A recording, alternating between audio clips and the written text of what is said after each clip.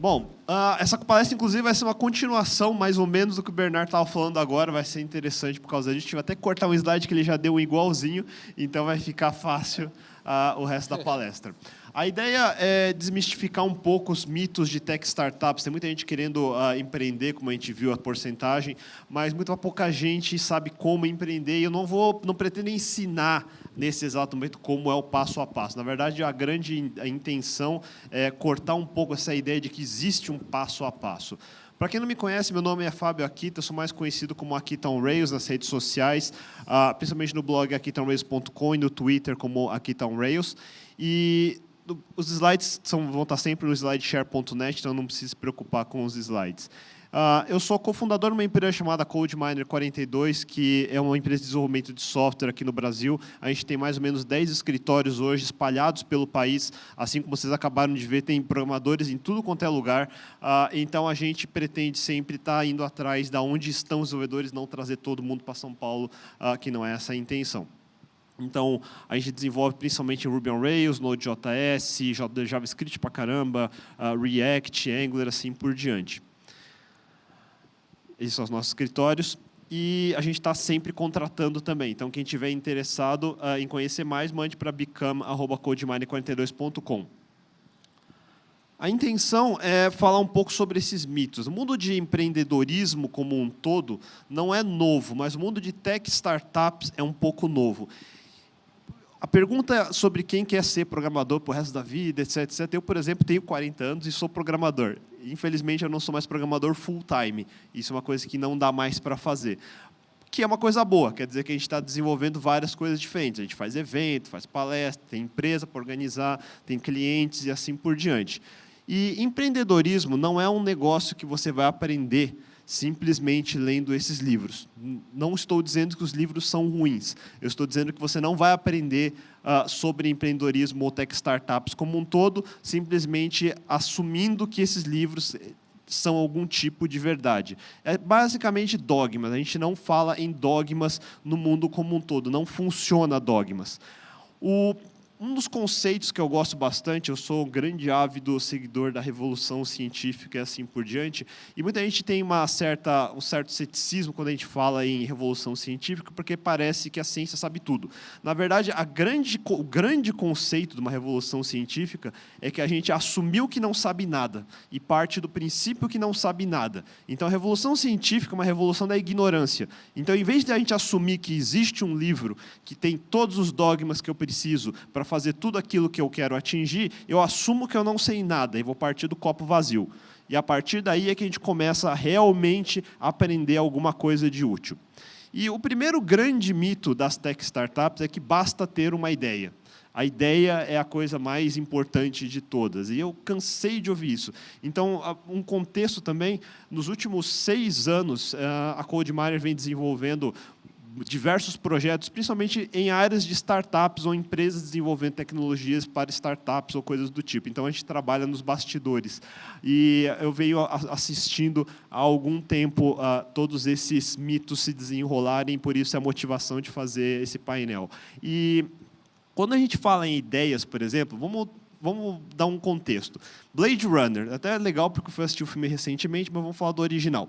O Blade Runner é um filme fantástico, se você não assistiu, você devia ver, mas, para quem não viu, tem uma heroína chamada Rachel, que, na realidade, é um pedaço de tecnologia, o que a gente chama de um replicante, uma versão nova do replicante, um robô orgânico, construído por uma grande organização, tem uma mente de um ser vivo, as memórias de um ser vivo, sofisticado pra caramba, você praticamente não consegue distinguir de um ser humano. E toda a história se desenrola ao redor desse tipo de conceito. E o detetive Deckard, que é o Harrison Ford, ele é o Blade Runner, que é o policial que vai atrás desses replicantes, e se apaixona pela inteligência artificial, porque é tão perfeita que por que não?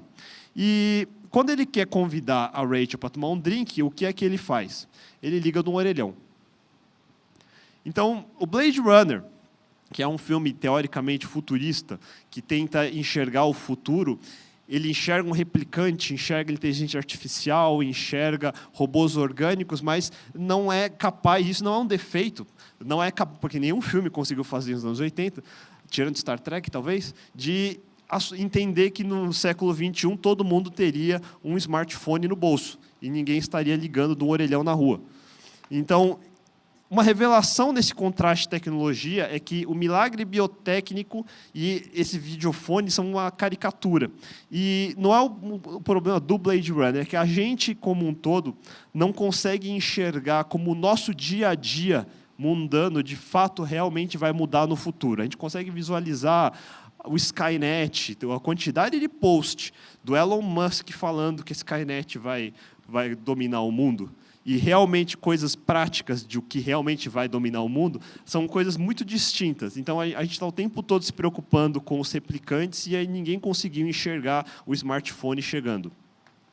E, se você for falar em grandes revoluções tecnológicas, sem dúvida nenhuma, uma das grandes revoluções tecnológicas foi quando Gutenberg fez a prensa e a máquina de imprimir, para você, em vez de ter que ficar copiando na mão, você poder prensar o papel e ter milhares de cópias de livro. Isso abriu o mundo do conhecimento de formas absurdas. A máquina em si, a tecnologia em si é excepcional.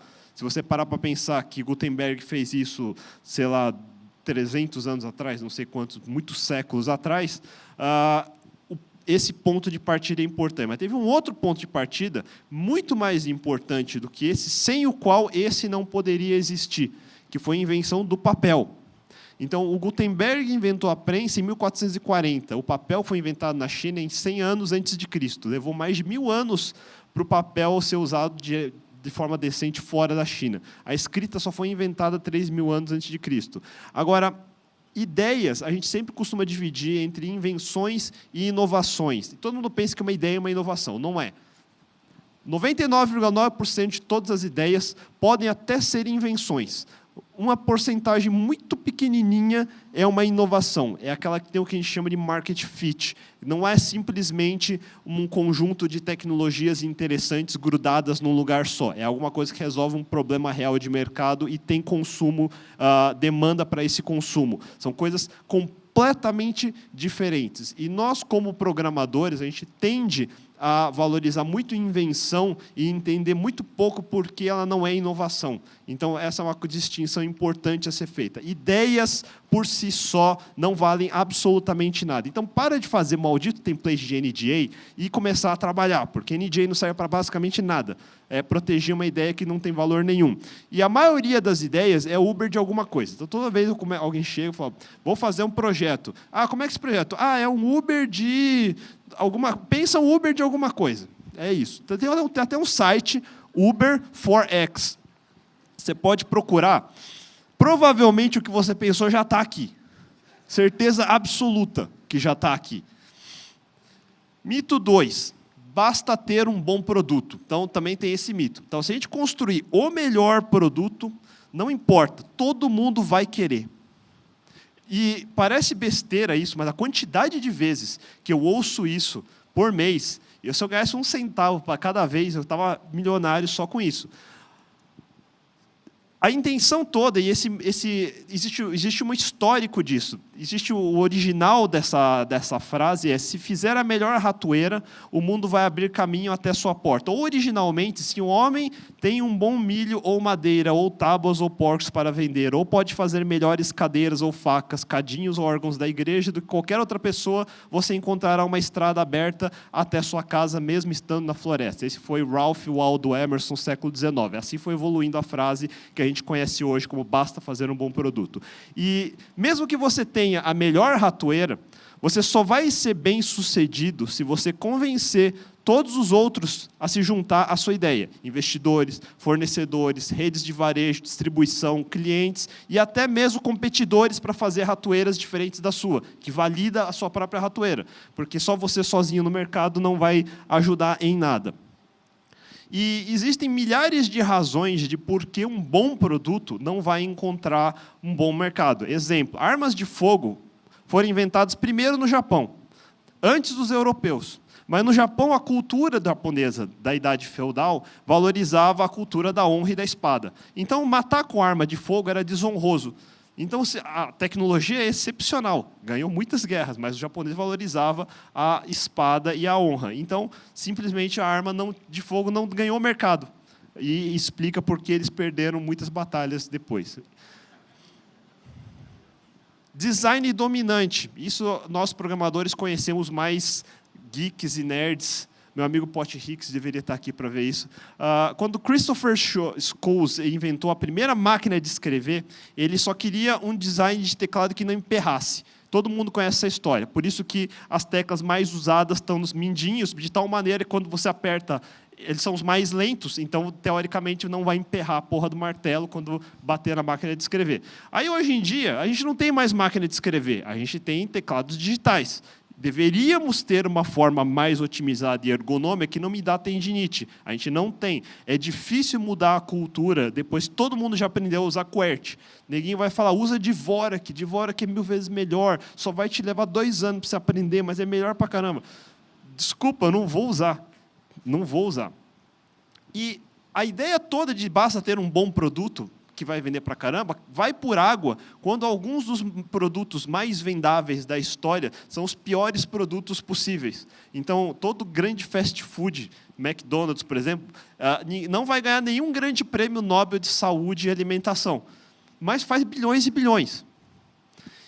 E, finalmente, o que também todo mundo conhece, o bom produto versus o mau produto, é o famoso VHS versus o Betamax. Betamax tinha maior qualidade de imagem, mas tinha menor quantidade de tempo armazenado em vídeo. Ninguém, em sua sã consciência, vai querer assistir um filme de 2 horas e ter que trocar o VHS no meio para assistir, o Betamax no meio para assistir. Eu tive que fazer isso, eu lembro como é que era. Por isso que o VHS ganha. Outras razões existem, mas essas são algumas delas. No final, o que é importante é que não adianta só fazer um bom produto. Isso é um pré-requisito, é o mínimo. Se o seu produto é ruim, não vende, pelo amor de Deus. Agora, para vender, vai ter que fazer marketing, vai ter que ligar, vai ter que pegar a porcaria do telefone, vai ter que escrever, vai ter que abrir beta, vai ter que dar de graça amostra, vai ter que colocar ads, vai pagar advertising, vai ter que entrar nos grupos, vai ter que engajar. Tudo aquilo que o marketing te ensina, você vai ter que fazer. São armas a serem usadas, e se você não usa essas armas, você necessariamente vai perder. É muito raro não ser esse o caso. Agora, mito 3, Tech Startups. Contrate um Rockstar Ninja Jedi. PQP. Eu e o Vida de Programador, a gente fez uma tira alguns anos atrás, e eu sempre digo que programador ninja é aquele que, quando dá problema, o infeliz joga a bomba de fumaça e desaparece. Isso é um programador ninja. Esquece qualquer outro tipo de associação. Não existe esse tipo. O máximo que você vai conseguir é um programador com ego muito grande, que não trabalha em equipe, que não consegue entrar dentro do processo, que só chuta todo mundo. Não funciona desse jeito. O cara pode ser um gênio, mas todo mundo, quando pensa em gênio, eles pensam em gênios. Isso aqui, para mim, é gênio. São gênios. John Carmack, Linus Torvalds, são realmente gênios da programação. E nem eles são tão filhos da mãe para ficar chutando todo mundo toda hora. Tanto que John Carmack trabalha em equipes, e equipes hoje que trabalham na Bethesda, até hoje fazendo alguns dos melhores engines gráficos. Para quem é gamer, vai saber do que eu estou falando, Wolfenstein New Colossus for the Win. E Linus Torvalds, que mesmo daquele jeito dele, que muita gente conhece, mas conseguiu criar um grupo inteiro, porque ele não microgerencia, ele delega. Então, pelo menos ele tem uma personalidade meio ruim, mas ele sabe disso, então ele tem os tenentes deles costumam ser um pouco melhor. Então, a ideia toda conseguiu escalar numa escala global de gerenciamento de projeto remoto.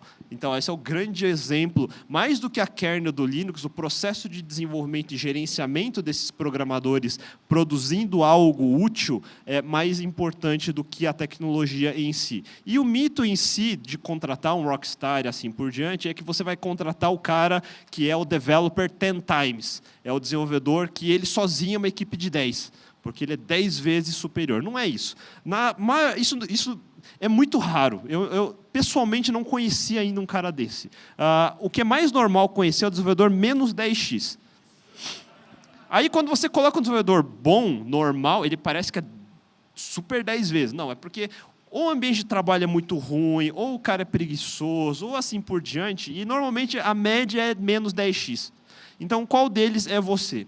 E falando em tech startups, a gente também pensa assim, bom, além disso, por que eu contrataria um super Jedi? Porque ele vai me trazer as melhores tecnologias para trabalhar. Deixa eu ver, qual foi a linguagem que saiu ontem? É essa que eu vou usar. É essa aqui mesmo, sensacional. E o pessoal erra de uma maneira trivial aqui, porque você não devia estar usando a tecnologia que você não conhece e nunca usou, numa tech startup, que é uma empresa que você está fazendo um monte de coisa que você nunca fez antes, como contabilidade, recursos humanos, vendas, compras, assim por diante, e vai aumentar os seus riscos. Então, não faça. Independente de qual é a linguagem que você gosta hoje, use ela. Não importa, é Ruby, é PHP, é .NET, é Java, use ela. Depois, quando deu certo, agora eu quero me aventurar, colocar um risco extra, porque eu gosto de um risco extra, aí você coloca alguma coisa completamente diferente, que todo mundo vai odiar e só você está gostando. Principal problema é que todo mundo fala, mas o Netflix usa. Mas o Facebook está usando. Mas o Google usa. O seu dia 1 não é o dia 7.200 do Netflix. Hoje, 7.200 dias depois de Netflix, eles fazem o que eles fazem. O seu dia 1 não é o dia 4.800 do Facebook.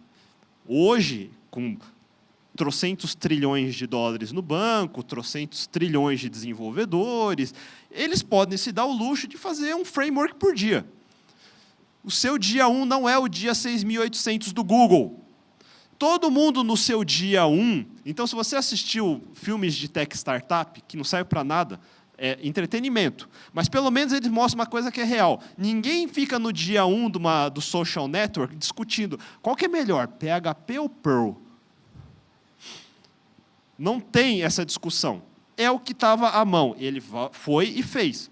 Vai ter que lidar com isso. Puta, mas vai virar um técnico, um débito técnico, não sei o que lá. Não importa, é o seu dia 1. Eu duvido que o seu RH esteja melhor do que o seu código hoje. Certeza absoluta que não está. Aí a gente chega no mito número 4. Vou abrir uma tech startup por quê? Para ser o meu próprio chefe, seguir meus próprios sonhos, deixar de seguir o sonho dos outros. Toda vez que eu ouço isso, eu quero bater no cara. Alguém aponta uma arma para você ficar no lugar, siga o sonho desse meu chefe, que ele é foda, senão eu vou matar você. Porra, não, né? Eu acho que alguém te paga um salário. É uma troca justa para mútuo benefício. Você não está seguindo o sonho de ninguém. Você está trabalhando por um soldo. Faz todo sentido. E o dono da empresa não é o ditador malvado que está lá planejando todos os dias como é que eu vou foder mais esse filho da mãe. Sério, a gente não tem tempo para ficar pensando picuinhas desse tipo. Sabe? Ninguém fica imaginando, fica assim com a minha barba, vou foder esse cara. Como vou foder esse cara hoje? A gente não faz isso. O motivador de qualquer empresa é ganhar mais lucro. E tratar mal o funcionário, por definição, é prejuízo.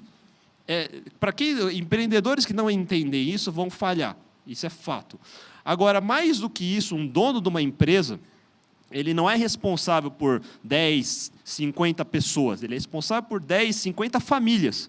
Então, eu tenho funcionários hoje que estão tendo seu segundo filho, tem que cuidar da avó, da mãe está no hospital. Então, tudo tem que funcionar.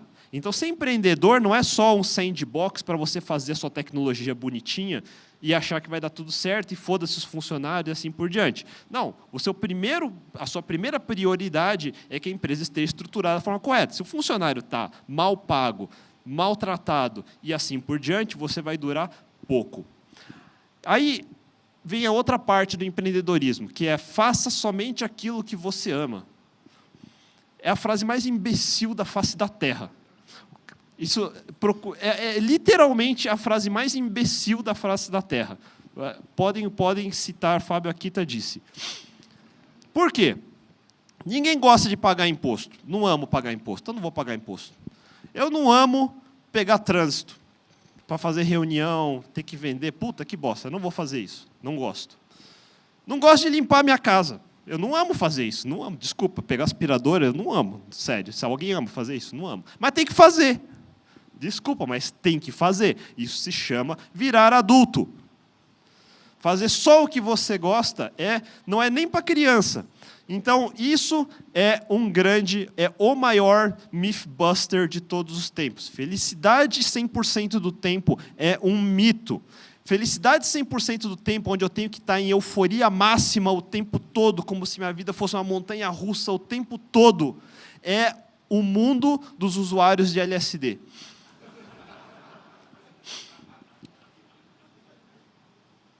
Então, entenda, não existe felicidade 100% do tempo, a menos que você esteja sob drogas o tempo todo. É impossível. Então, para pensar, ok, isso aqui eu não gostei, mas isso é um deal breaker, pulou uma linha além da qual eu não aceito, ok, ainda assim é discutível. Agora, a bolacha não é da marca que eu queria. Falar, puta que pariu. Outra coisa, empresa não é a sua família, a menos que seja uma empresa familiar. Mas, enfim, a maioria das tech startups eu acho que não são. A empresa não é a sua família. Você já tem uma família. Você já tem o seu filho, você já tem a sua esposa, seu esposo, você já tem os seus pais. Eles são a sua família. Então, você quer ter uma família, você já tem uma família. Qualquer tipo de ambiente projetado desta forma é feita para que você fique mais tempo dentro da empresa. Todo mundo, numa tech startup de Silicon Valley, principalmente alguns anos atrás, hoje talvez nem tanto, mas criou-se esse mito de a empresa é sua família, nós somos uma grande família, todo mundo aqui. Isso é como os mafiosos faziam, né? Ou você está comigo, eu te dou um tiro na cabeça, mas enquanto a gente está junto, a gente é família. Então, aí você tem que dedicar 100% da sua vida à sua família. Portanto, fique 100% do tempo no escritório. E, portanto, o escritório tem até chuveiro para você tomar banho e não ficar fedido. E videogame para você jogar de vez em quando, mas não quando eu estiver olhando. E aí vem o mito número 5, que é trabalhe 24/7. Não faça isso. É ridículo, isso é absolutamente ridículo. Os piores códigos são feitos depois que você vara à noite. Depois do dia seguinte, alguém que dormiu vai ter que chegar no seu código e tirar ele do repositório, porque está uma bosta. A única coisa que é garantida é que as vendas de energético vão subir e as vendas de Zoloft vão subir. É bom conversar com pessoas diferentes da nossa área. Então, a gente costuma muito conversar de programador com programador. Eu, por exemplo, abri minha empresa, não depois que conheci bons programadores, eu conheci justamente a pessoa que não era programador, meu sócio é advogado, por exemplo. A gente tem que conhecer pessoas fora da nossa área. Um fotógrafo vai te dizer, por exemplo, que a coisa mais bonita de uma fotografia é o frame. É a limitação sob a qual eu tenho que trabalhar. Essa é a melhor parte da fotografia, não é a imagem, é o frame dela, é ela que diferencia a sua foto do cenário que você vê. É aquele momento que você captura daquele formato, naquele lugar. A limitação é a parte mais importante. Deadlines são importantes. Não ter deadlines é ruim, assim como não ter budget é ruim, não ter limite é ruim, não dormir é ruim, não voltar para casa é ruim. Tudo que não tem restrições é ruim. Você precisa ter restrições.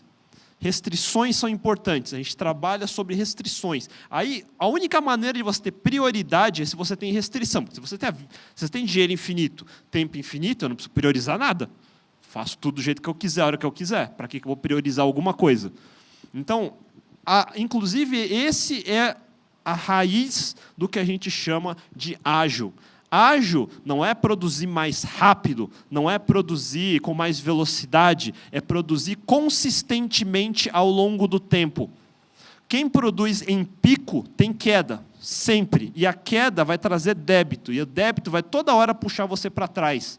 Então, aquela noite que você não dormiu, aquele fim de semana que você varou, aquele mês que você não voltou para casa, vão deixar ali ruínas que vão ficar para o resto da sua história. É absolutamente difícil de reverter. Então, o certo é começar mais devagar e constante.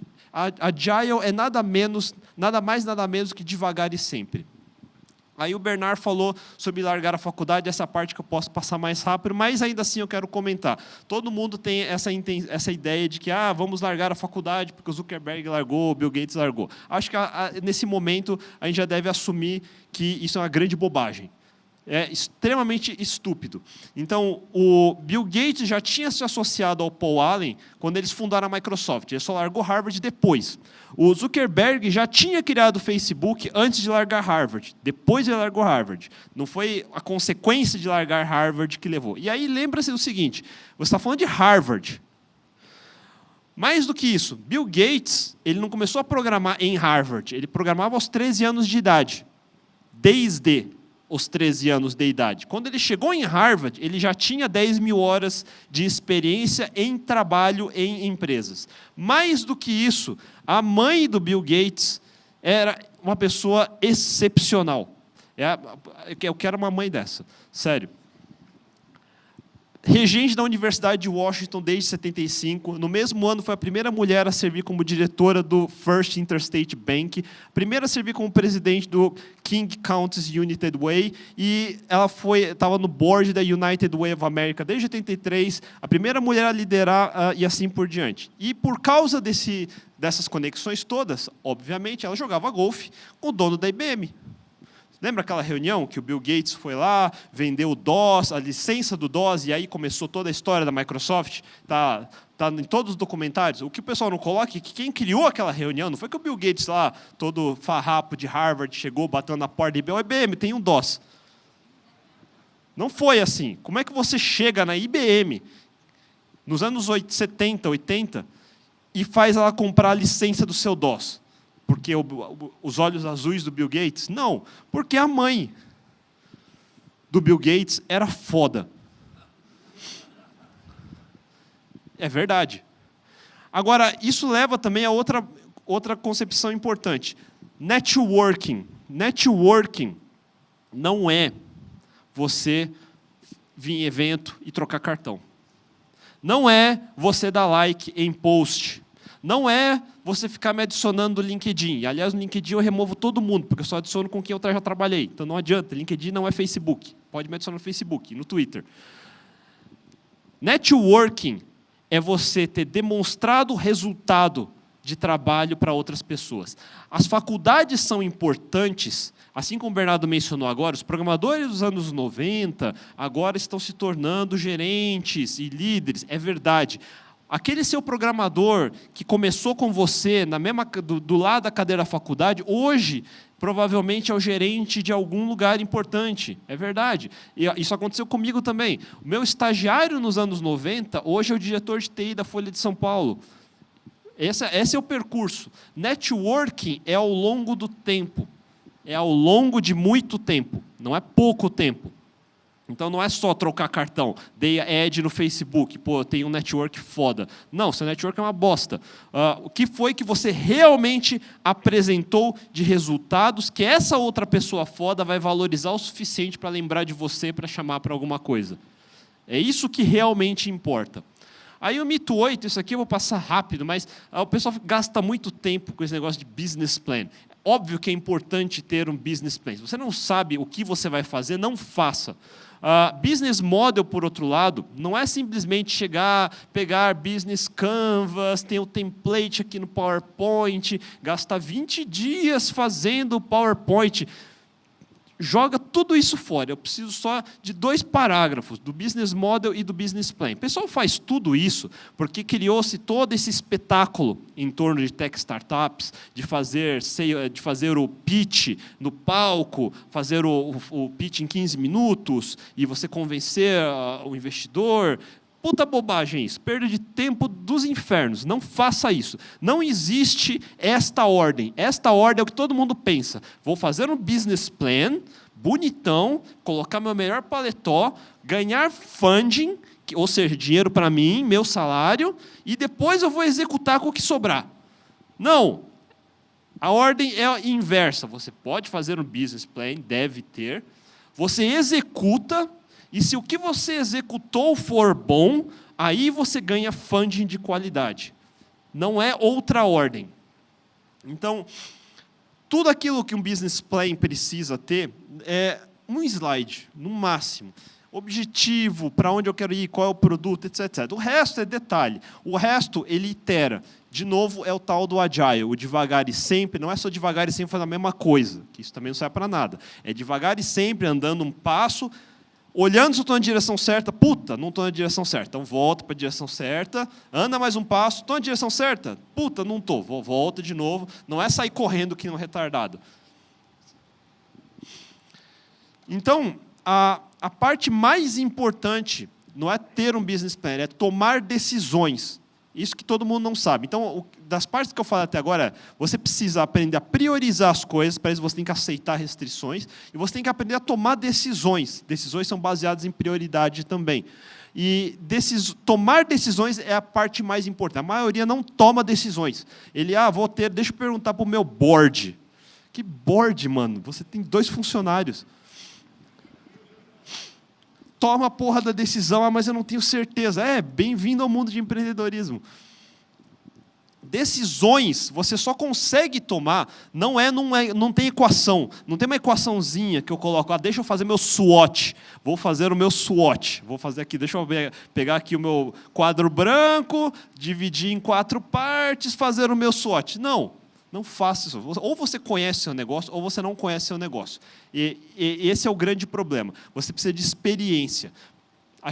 Empreendedorismo, programação, desenvolver produtos, gerenciar projetos, design, tudo isso é o que a gente chama de profissão de prática.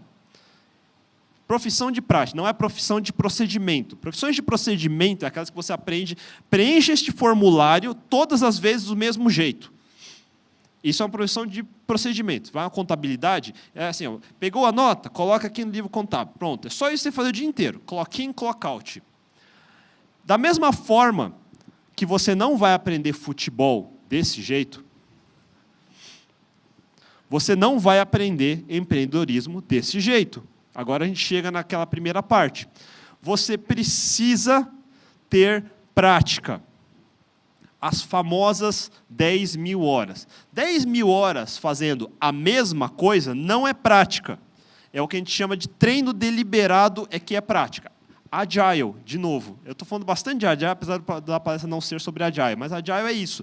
É você fazer alguma coisa, não tenho tanta certeza, deixa eu ver se eu errei, eu aceito que eu vou perder alguma coisa, isso é a parte importante. Agile não é acertar sempre, é aceitar uma perda mínima. Essa perda mínima me leva a uma decisão melhor no próximo passo. Agora, isso é mitigar risco. Isso é treino deliberado. É assim que você vai aprendendo. Então, quando você vou fazer um produto. Então, lá fiz minha impressora 3D, fiz meu produtinho, quero fazer esse produto em escala. O que é fazer um produto em escala? É você ter uma central de produção, uma central de transporte, uma central de distribuição. O pessoal para aqui. Não. Se você não sabe o que é varejo, canais de distribuição, o que é produção em larga escala, o que é transporte em larga escala e, principalmente, o que é tributação e impostos, que isso aqui mata o seu negócio, você nunca vai construir um negócio de varejo. Varejo não é colocar um e-commerce no ar. Essa é a parte mais fácil. Esse é o 1% do que é varejo. Varejo, como um todo, é uma cadeia absolutamente grande. Como é que eu aprendo essa cadeia? Trabalhando na cadeia. Como é que eu vou fazer uma disrupção no mercado de medicina se eu nem sou médico? Já chegou um cara assim, não, eu quero inovar o mercado de medicina. Eu perguntei, o senhor é doutor do quê? Não sou doutor. Pô, saia daqui, velho. Então, o problema é que o pessoal fica pensando muito, o trabalho que eu faço não é tão legal, não me agrega tanto. Não, é o contrário. Qualquer trabalho importa. Não importa o que você faça. Se alguém me manda recortar um Photoshop, eu vou recortar um Photoshop. Não tem problema. Eu não faço isso para viver, mas de vez em quando eu vou e faço. O pessoal fica muito com esse negócio, esse trabalho não é digno de mim. Porra, se você está fazendo, faz direito. Faz direito. Por quê? Vou fazer de mau jeito, porque não é o que eu queria fazer. Então, por que você está fazendo? Pede demissão. Então, não faça isso.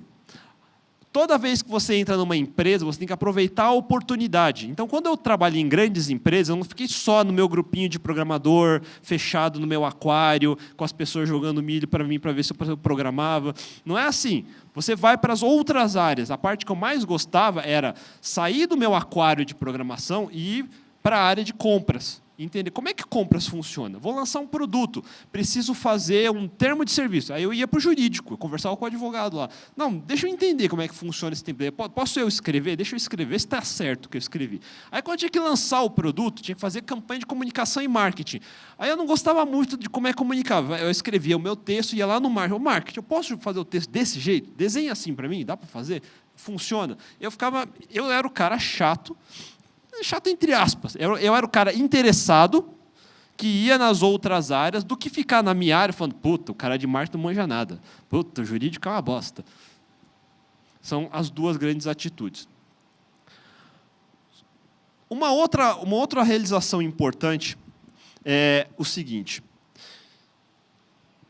Digamos, todo mundo gosta de acreditar na palavra de alguém mais teoricamente mais foda. Então, alguém está falando num palco um pouco mais alto, provavelmente deve ser mais foda, porque está mais alto. Não é bem assim que funciona. Existe uma coisa chamada sorte, e sorte funciona. Digamos que você tenha 11 analistas da bolsa de ações, que via cara ou coroa decidem se o mercado vai subir ou descer. A cada ano, metade perde. Obviamente. No final, alguém vai sobrar, sucessivamente tendo acertado 5 anos seguidos. Esse é o seu novo guru. Entenda. Puta, o cara acertou 5 anos seguidos. Deve ser bom. Não. Não é uma verdade. Não é assim que funciona.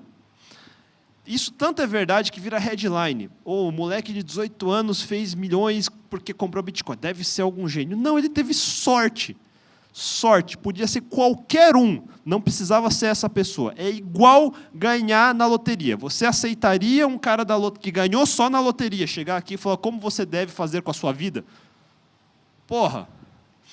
Chegando no final, de novo, o mito da celebridade. Ignora todas elas, todas. Nenhuma celebridade é a prova de argumentação. Correlação não é casualidade. Não existe. Você tem que entender essa diferença. A gente é programador, a gente teoricamente tem um pé na ciência. Se eu empurro o meu smartphone para cá, ele vai cair. Isso é causalidade. É uma causa e um efeito. Se eu pegar uma arma e der um tiro na sua cabeça, você morre. Isso é causa e efeito. Por outro lado, existem gráficos desse tipo. Ainda bem que a gente parou de usar Internet Explorer, porque, graças a isso, a taxa de assassinatos nos Estados Unidos diminuiu. E você vê que é a mesma proporção. Portanto, existe uma relação. Não é verdade isso? Ou ainda, é melhor a gente começar, esquece esse negócio de programador, tech startup, vamos investir em piratas. Porque você vê que há uma correlação clara entre a diminuição do número de piratas e o problema da temperatura global aumentar. A gente vai finalmente consertar o problema global.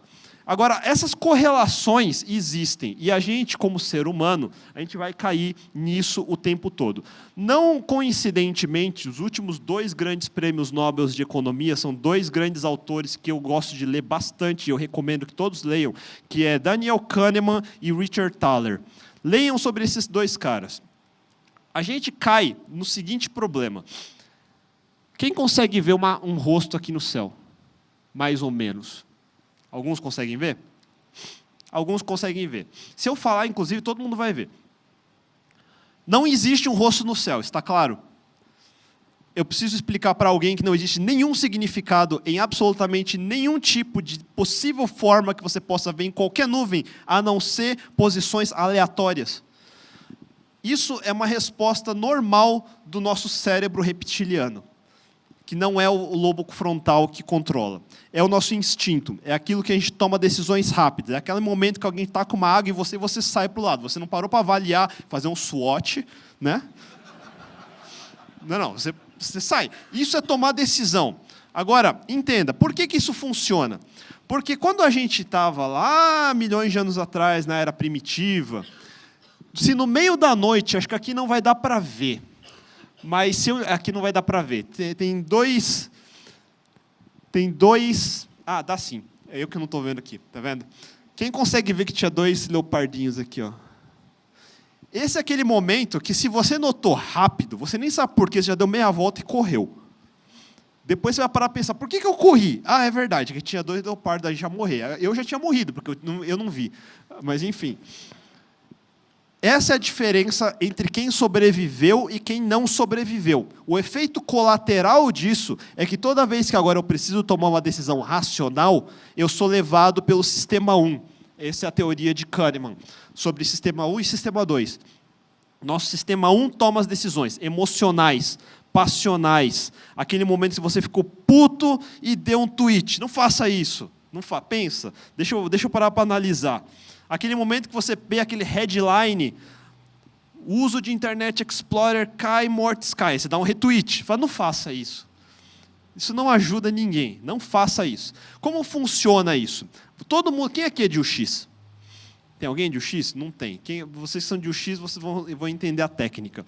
Isso é um exercício famoso que Dan Ariely fez no livro. Então, quando eu falei de Daniel Kahneman, Richard Thaler, Dan Ariely, é toda uma cadeia chamada economia behaviorista, é o comportamental. A economia, ela é feita com equações que não é feita para homo sapiens, é feita para homo economicus, que é um tipo de pessoa ideal que só pensa racional e não tem instinto e não tem nenhum tipo de emoção. Então, o mundo da economia tradicional é feito para homo economicus. O homo sapiens, por outro lado, age da seguinte forma. Esse daqui é um gráfico de doadores de órgãos em países da Europa. Então, o maior quer dizer que doa pra caramba, o menor doa quase nada. Aí você, né, no seu instinto twitteiro, fala, porra, esse povo da Alemanha é snob demais. Eu sempre soube que o povo da Dinamarca era um povo pouco altruísta. Não, mas por outro lado, Polônia, tá aqui, ó, cara doa pra caramba, é isso mesmo. Então você começa a tirar todas essas conclusões. Aí eu vou dizer por que você é um idiota. No formulário do equivalente Detran deles, porque é assim que eles pegam para doar órgão quando você morre e tal, os países que alguns países têm assim, assinale ao lado se você quer participar do programa de doação de órgãos. Ninguém assinala, ninguém participa. No outro país tem assinale ao lado se não quer participar do programa de doação de órgãos. Aí ninguém continua assinalando, agora todo mundo participa. Esse é o famoso opt-in. Todo mundo sabe disso. Quem que vai... Você aceita receber e-mails, Marte? A maioria já vem ticado por default. Os filhos da mãe, né, já deixa pré-checado para você. Tem até um povo que acho que virou até lei que não pode fazer isso, não sei. Mas é só isso. 100% de todos aqueles países simplesmente não assinalam nada. Não tem nada a ver com a moral de ninguém. Isso é o que a gente faz o tempo todo. A gente manipula todas as nossas... E para isso serve o X. Isso é marketing. É ativar o sistema 1 das pessoas, ativar o instinto. A gente já sabe que ninguém vai escrever mesmo, então vamos fazer de um jeito que dá o resultado para o nosso lado. É assim que todo mundo faz. É para isso que você coloca lá os destaques de venda, todos aqueles ads nos lugares estratégicos, porque eu já sei que todo mundo olha para lá primeiro, e assim por diante. Todo mundo acredita e quer acreditar que nós tomamos decisões racionais a maior parte do tempo. A gente não toma. A maior parte das pessoas não escolheu, vou escolher esta calça, porque é o melhor material que tem, dadas as temperaturas atuais do clima e o local onde eu estou, ao condicionamento. Você não faz isso. Você pega esse que está aqui em cima da cadeira, é esse mesmo. Pronto. É isso. Você não toma decisões para comprar, para se vestir, para se alimentar, para nada. A maior parte do tempo, você não tem controle do que você está fazendo. E, por último, o mito. Você vai ficar rico. Então, o maior problema de você não vai ficar rico automaticamente. Desculpa dizer, vou ter que dizer isso. Mas A menos que você, para ser um Zuckerberg, para ser um Bill Gates, eles são o Bill Gates, eles são o Zuckerberg, porque eles são a exceção à regra. É o que aconteceu em 40 anos. Por isso é uma grande história. E tem todo um contexto. Deixa eu ler a biografia do Zuckerberg para fazer igual. Desculpa, você não tem a família do Zuckerberg, você não tem a herança do Zuckerberg, você não tem o pedigree do Zuckerberg, e, além disso, vem o resto. Aí você tem que saber lidar com o risco. Se você não tem risco, você não tem lucro. Entenda isso. Como é que eu tenho risco zero? Posso ter risco zero? Pode, não faz nada. Mas você vai ter lucro zero. Entenda. Então vou arriscar tudo. Não, sua anta. Caralho. Então, entenda isso. Então, o que eu devo fazer? Aí vem o meu recado de como é que eu lido com essas coisas. Vou contar uma história, última história do dia. Em 1832, a Marinha Real Britânica mandou um navio HMS Beagle para mapear a costa da América do Sul, Ilhas Falkland até as Ilhas Galápagos. A Marinha precisava do conhecimento para preparar para caso de guerra, então fazer mapas. Já o capitão do navio era um cientista amador e decidiu adicionar um geólogo na expedição para estudar as formações geológicas e assim por diante. Depois de diversos geólogos que eles tentaram entrevistar e eles foram recusando no caminho, então o capitão ofereceu o trabalho a um formando, no famoso Stag, de Cambridge, tinha 22 anos, chamado Charles Darwin. O Darwin tinha estudado para virar um pastor anglicano, mas estava mais interessado em geologia e ciência natural do que na Bíblia. Então ele pegou a oportunidade, pegou o navio e zarpou. O capitão do navio gastou tempo desenhando os mapas, enquanto o Darwin coletava dados empíricos e formulava os insights do que eventualmente se tornaria a teoria da evolução. Então você vê, a cadeia foi meio um acidente. Se não tivesse aquele capitão que não precisava fazer mais nada, era só fazer os mapas. Não, mas eu quero trazer um geólogo aqui. 10 geólogos não quiseram ir. Puta, esse trabalho de corno aqui, não vou fazer esse trabalho de corno aqui. Aí pegou um formando que, não sei bem o que fazer na minha vida, vou embarcar. E foi, trabalhou, e aí virou história. Aí você pensa, puta, então a teoria da evolução foi um puta acidente. Imagina o que aconteceria se qualquer um desses eventos não tivesse acontecido nessa ordem. Se Darwin nunca tivesse nascido, ou se o capitão nunca tivesse convidado ele, ou se outros geólogos tivessem entrado. Mas, se isso tivesse acontecido, hoje a gente estaria atribuindo a teoria da evolução ao Alfred Russel Wallace, que chegou na ideia da evolução, via seleção natural, igual a de Darwin, de forma completamente independente da de Darwin. Ao mesmo tempo, os dois chegaram na mesma teoria. Aí, agora vem a parte trágica. Ele não tinha network, ele não tinha família rica, ele não tinha herança. O Darwin estudou em Cambridge, ele tinha família. Mas se as forças imperialistas europeias não tivessem financiado, e além de tudo, embora os dois tivessem esse potencial, ainda tinha um outro porém, tinha as forças imperialistas, só tinha funding para ter esse tanto de dado e pesquisa, porque os imperialistas europeus, que queriam mapear tudo para fazer guerra, investiram bastante. Se não tivessem investido bastante, nem o Darwin, nem o Wallace ia ter dado empírico para nada. Então, tem uma série de coisas que não está sob o seu controle. O máximo que você pode fazer é agarrar cada oportunidade. Qualquer oportunidade é uma oportunidade. Não importa em qual posição, em qual trabalho. Você só vai fazer um trabalho ruim repetidas vezes se você for preguiçoso. Porque só preguiçoso está fazendo um trabalho ruim e vai continuar fazendo ele o tempo todo, porque tem tanta preguiça que não vai mudar. Então, não faça isso. E o importante é que você não está perdendo o seu tempo. Então, poucos exemplos, eu tinha uns 20 exemplos, cortei aqui só para alguns, mas um Stan Lee da vida, todo mundo conhece ele, Marvel, etc. Ele só foi ficar famoso depois, quase com 40 anos. O Samuel Jackson, todo mundo conhece o Jackson, é famoso pra caramba, mesma coisa. Só foi ficar famoso depois dos 43, em 1991. Ninguém conhece esse cara aqui, Momofuku Ando, mas ele é o cara que inventou o Instant Ramen. Então, se você já comeu um Cup Noodles, é graças a esse japonês aqui. Ele foi inventar o Cup Noodles quando ele tinha 48 anos. Na mesma ideia, o Henry Ford só criou o famoso carro Model T aos 45. E voltando ao nosso Charles Darwin, então parece que não, foi puta sorte, deu tudo certo, ganhou a loteria e ficou milionário. Então, aos 22 anos, ele embarcou no Beagle para fazer a travessia e começar a fazer a pesquisa. Ele publicou On the Origin of Species, que é o magnum opus da revolução científica, aos 50 anos. Paciência é a principal chave. Paciência. Você não tem que fazer a sua startup amanhã. O ideal é que você gaste o seu tempo aprendendo. Eu, por exemplo, nesse exato momento, muita gente tem esse ímpeto de que agora, nesse momento, está acontecendo as startups. Eu preciso embarcar nisso de alguma forma. Esquece esse conceito. Quando eu era programador full-time mesmo, anos 90, existiu já uma bolha da internet, 1999 até 2001. Estourou drasticamente, mas foi uma época ainda maior do que as tech startups hoje. Foi onde nasceu os Googles da vida e todo mundo que você conhece. E também explodiu todo mundo, mas gerou toda a infraestrutura de internet.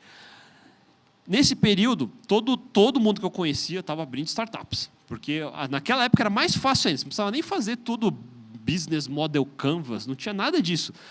Vou fazer um pet shop, toma o Lamborghini. Era assim, era absurdo.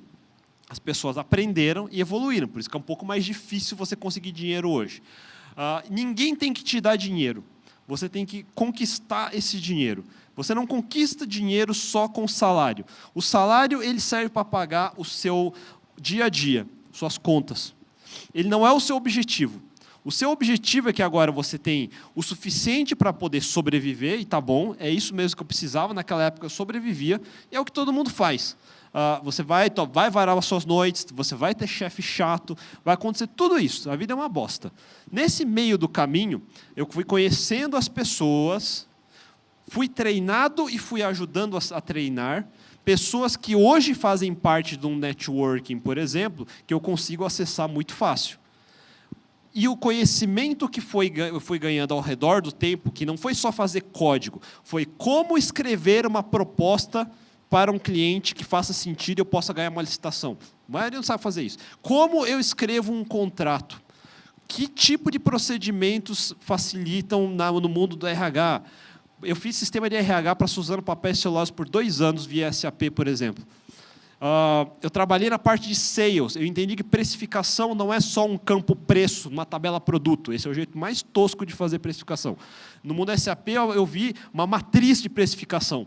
Via canais de distribuição, via localização, via um monte de variáveis que calculavam um preço específico para algum lugar. Quando você pensa em uma multiglobal, uma Nestlé da vida, que tem que precificar todos os produtos para todos os ambientes possíveis, em todos os momentos do tempo, você vai entender o tamanho do problema que a gente tem que lidar.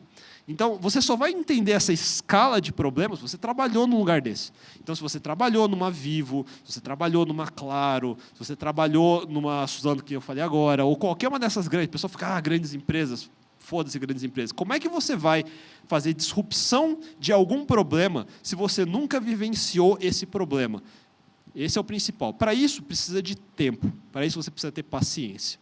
Então, eu espero que vocês tenham levado alguma coisa com esses recados e tenhamos desmistificado alguns mitos de tech startups para termos mais tech startups saudáveis daqui para frente. Muito obrigado.